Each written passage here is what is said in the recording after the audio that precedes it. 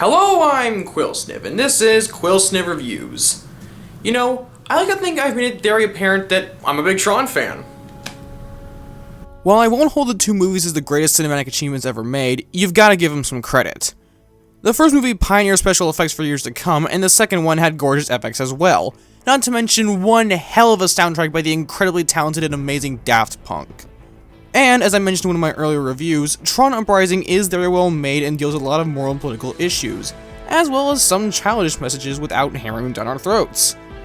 Today, however, we're taking a look at the game that definitively bridged the two movies via direct action. Tron Evolution was developed by Disney Interactive and Propaganda Studios in 2010, meant to be, well, propaganda for the movie itself, as a cog in a much larger advertising campaign.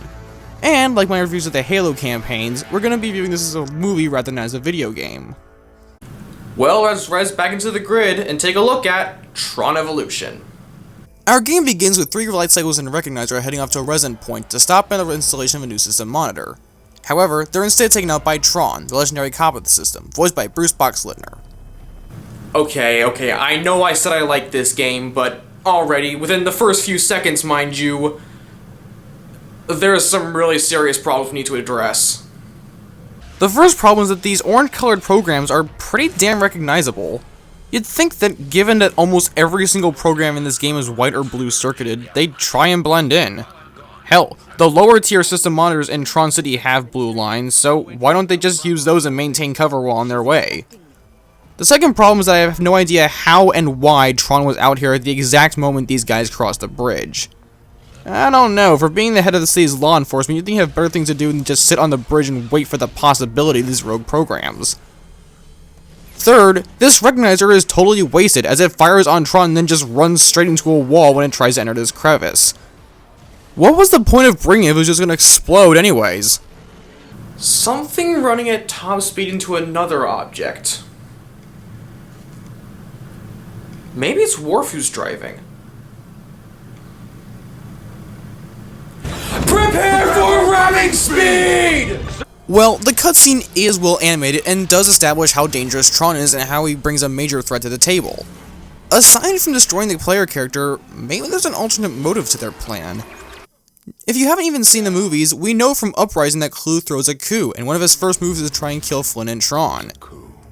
Maybe this was a way to assess how much of a threat Tron was and see how fast he had to be taken out of the equation. I don't know, maybe I'm just trying to pull something out of my ass here. Anyways, Tron kicks their asses and we're introduced to Anon, played by nobody. Yeah, Anon seems to be a parallel to the early days of the Master Chief, not much dialogue or character to allow the player to better immerse themselves to the Tron universe. This is kind of a blow to the storytelling for us, since the lack of dialogue makes conversations incredibly awkward and very one-sided. On the other hand, the silence does make for some rather funny moments, so it's really just a matter of where the silence works is where the problems lie. Anyways, we're given a mass exposition dump by Kevin Flynn, voiced by Fred Tatasciore. He explains that in 1984 he discovered a new race of programs, dubbed isomorphic algorithms, and in the 5 years since, he's seen hostilities rising between them and Basics, the programs Flynn wrote to inhabit the grid. Something I never understood about this is that the Basics are the same as the ISOs, only one has no programming. I guess it's supposed to be an allegory to the racism of the 80s, but it's not really explained that well aside from one little mention, and never actually shown aside from Clue. In fact, most programs seem to be getting along with ISOs these days, and are actually cheering when Radia finishes her speech. The racism between the Basics and ISOs would have worked a lot better if, you know, we had some examples of the racism being shown. After all, one of the major storytelling elements is show, don't tell. Hell, Uprising did this in its 9th episode, and about 15 minutes of flashbacks do the job better than this entire game combined. I think it's time to take a look at the animation, which, aside from the opening cutscene, is rather lackluster. Now, don't get me wrong, it's not anywhere near the terribleness of, say, Ride to Hell, but it does have its uncanny valley moments as well. While the animation itself isn't horrible, I think it's that they were going with a more realistic tone with a different asset machine. Disney's always prided itself on being more cartoony than realistic, and I think in trying to be a bit more realistic with the staff they have on hand, their movements are a bit clunky. Then again, this is Disney Interactive, who, let's be fair here, have not had a very good track record when it comes to making games, especially when it comes to console fare. We cut to Tron and Anon, who are pulling security jobs at the installation of the ISO leader, Radia, as co-system administrator equal to Clue. Now, we all know from Legacy that Clue is jealous of the ISOs while Flynn is amazed by them, and thus destroyed them to fit his view of a perfect system. Now, while we can compare Clue to somebody at the level of, say, Hitler for the extermination of a race he deemed unnatural, his motivations are explainable.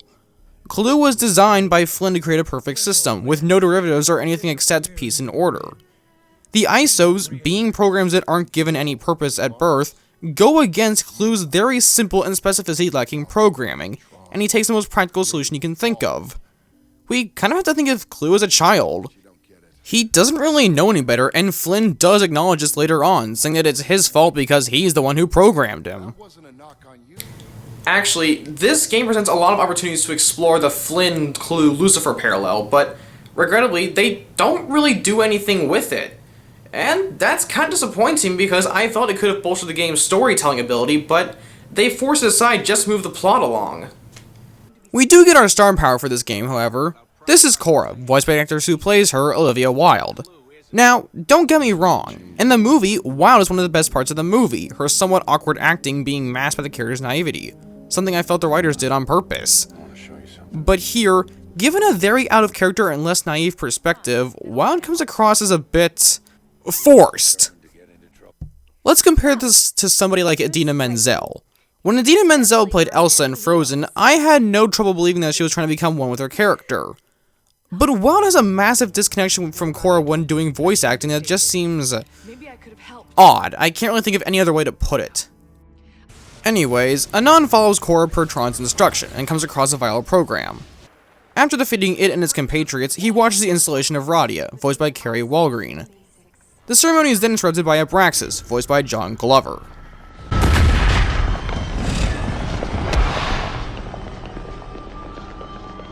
Greetings. Okay, I'll be honest. I freaking love Abraxas. I don't know why, but he always just appealed to me somehow. Maybe it's the slick, viral voice he has, or the plague he carries around with him in the general air of sickliness. Or maybe it's that kick-ass hood. I don't know why, but just like Darkrai, it screams awesome. It is humorously ironic that John Glover would go on to play Dyson in Tron Uprising, a character who did view ISOs as a plague that was necessary to destroy. I don't know if this casting was intentional, but then again, they did name this character after Abraxas 5, so I'm willing to believe they can get away with a lot of shit. When Anon chips part of Abraxas' disc, Abraxas makes his getaway and Flynn and Tron arrive on scene. And this part is probably where the best parts of the Legacy era come into play. Programs with free will aren't deviations, Clue. They're a miracle. It's my fault you don't get it. I programmed you. Your limits are my doing. Scenes like this really make the God-Lucifer parallel click, and here we can probably understand Clue's motives. As a literal clone of the user and having worked closely with him for maybe 7 years, perhaps even longer in grid time since time flows differently in this dimension, Clue doesn't really hold Flynn in a god-worthy status that others see him in. He feels betrayed by a god who admits that he's not perfect, and thus sees to purge what he views as a flaw in the system. And I kinda like this. It's the dimension I can pull out of my ass and say the writers did intentionally without sounding too silly. Anon is instructed by Tron to fight the infection, and along the way, he sees Clue pulling off his coup d'etat. I don't know, as cool as it is to see Tron fighting in this game, the semi-clunky framerate really drags it down. And compared to the awesome fight scene in Legacy, this is just weak in comparison. In the game's main menu, you'll notice that the story is separated into 7 chapters. And after the first 3, it really stretches itself out. As opposed to the Halo games, which are more cinematic in its approach, Tron Evolution is more gameplay focused, which shoves character development and plot along in order to make room for more gameplay. Anon and Cora meet up and decide to meet up with Zeus at the end of Line Club in the city center for help. There, they meet Zeus, voiced by James Frain. And while his voice acting isn't as bad as Olivia Wilde's, he doesn't really have the same flamboyance and outright fun character that Michael Sheen brings in Legacy. So, rather than trying to smuggle Cora into the city like a normal person would, he decides to do this. But, as luck would have it, I can help. You have a plan? Zeus always has a plan. Your disc, my dear?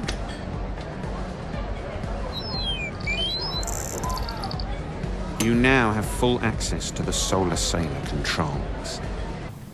Okay, so, wait. You just gave her full access to the Tron equivalent of a train?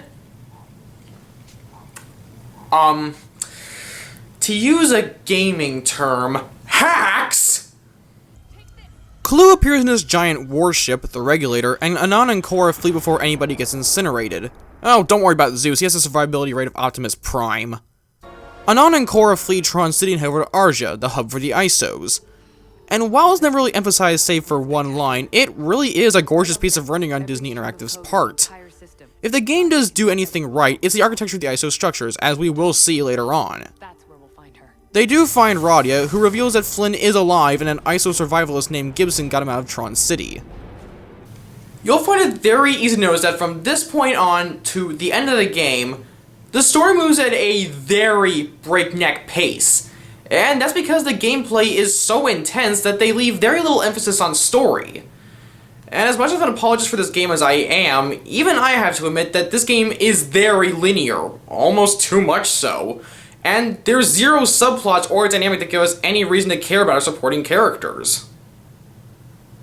We have 2 supporting characters at most in the first 2 chapters, one carrying over to the third, one for about 2 chapters, and absolutely none for the final 2 chapters of the story. Because these characters have such short on-screen times, we never get room for them to develop beyond basic dimensions of character. Halo 5 seems to share this problem, though with that game they actually had the opportunity to develop their characters, but chose not to because they didn't feel a need to.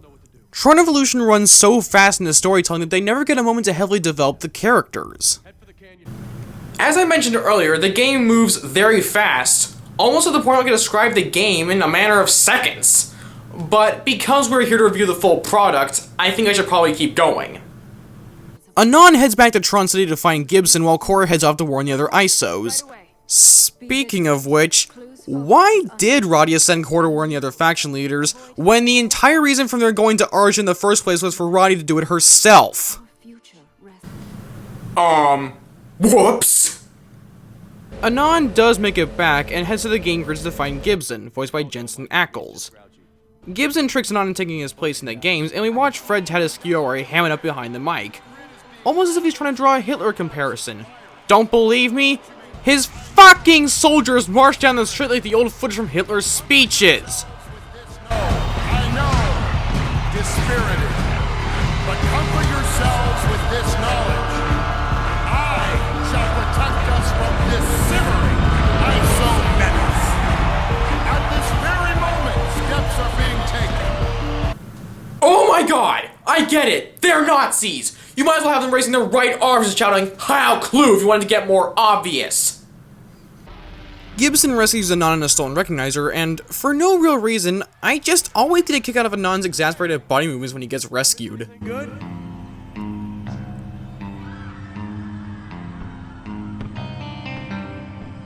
Ain't no hard feelings, right? I would have told you the plan, but I was in a bit of a hurry. One of the things the game does really well is the dynamic between Gibson and Anon. Ackles plays off the silence Anon was cursed with rather well, putting his word in his mouth you can't really imagine him saying, and I do wish there was more of it. You know, it's actually kind of weird that a character they're trying to market has less dynamic with the main character than the character who was assumably just written to die. Anon and Gibson screw around Bostrom Colony for a bit before the infected show up, and they piss off, taking Flynn's light cycle with them to Arja. On the way there, Abraxas somehow teleports right in front of them and infects Gibson. Okay, I've just now noticed that Abraxas shows up when the plot needs him to. He just teleports out of nowhere and just kills off supporting characters when the plot demands it. Wait a second, I said I liked this game, all I've done is complain so far. So Anon kills Gibson to end his suffering, and heads down to Arja, where Clue's forces have pretty much trashed the place. Okay, so at this point, the only difference between Clue and Hitler is that Clue uses identity discs and Hitler uses an easy-bake oven. Anon beats the guys at the gate, and then he just summons a tank to beat the shit out of everything. Okay, so this raises a lot of questions. How do we go through them one by one? 1. Why does Anon just use this tank all the time? He doesn't seem to have any limitations when it comes to summoning it, all you need is an open wide space. 2. How does Anon even summon this tank? Does he have such innate access to the grid he can basically become a Demi user and summon a tank? 3. If Anon, a recent programmer presumably less security access, can summon a tank, why didn't Tron just do it in Uprising? I mean, sure, maybe it would be difficult to move places, but why not just make multiple and scatter them throughout Argonne? I know Beck's main goal is to prevent collateral, but by the end of the season, he's pretty much given the finger to that philosophy. Oh, come on! Now we got problems from this game leaking into one of my favorite cartoons of all time. I mean, what's next? Age of Extinction leaking into Last Stand of the Wreckers? Well, okay. Comparing Age of Extinction to this game is a bit hyperbolic. This game does, at least, have a sense of overwhelming dread, and impossible odds make every move feel like you're having to articulate the next step. And it does have an aesthetic that I feel more comfortable with. Well, Korra decides she's still important, they see Radia get stabbed by Abraxas. Whoa. Moving on. Level the place. I can't hide anymore. Clue has to be held accountable. For Radia, for everyone. Either help me or step aside. Fine. This has always bothered me, because Korra has no way of getting onto Clue's warship, and the amount of time she did get on it is laughable at best and mind-boggling at worst. I mean, sure, she could have boarded one of Clue's recognizers, but we see Anon's fight with Abraxas last maybe a few minutes before Clue decides to bombard the city. So, are we supposed to accept that in the span of several minutes, Korra managed to sneak out of Arja undetected and board a recognizer?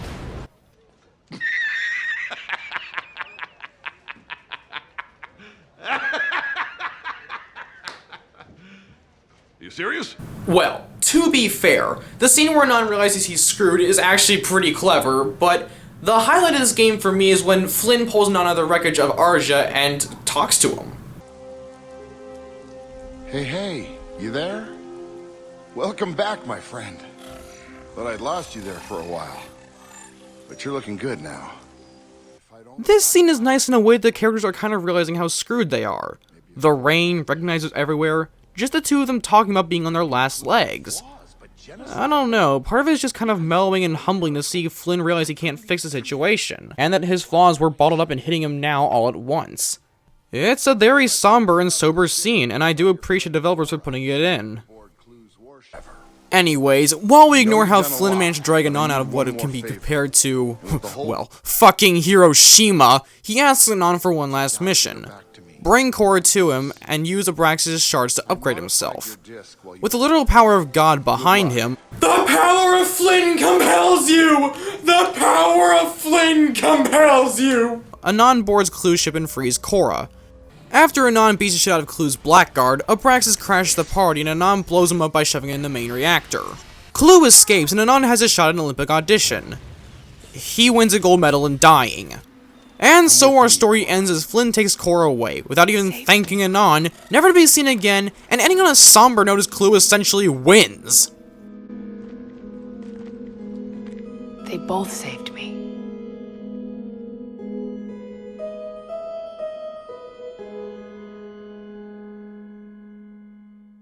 And so that was Tron Evolution. And while I may look on it with a bit of nostalgic affinity, part of me looks back on it with a bit of disdain as well. I really do hold this game in a certain fondness.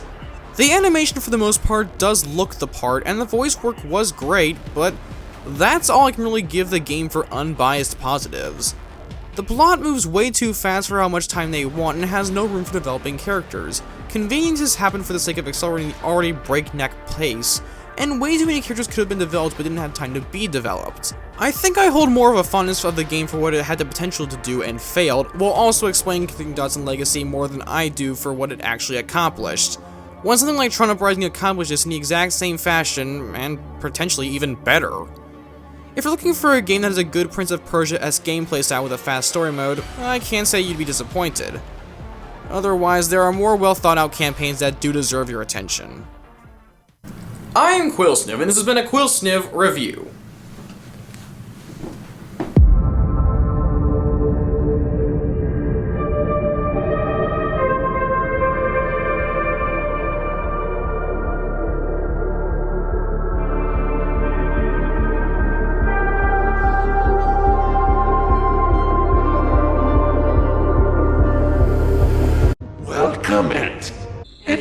fair that way.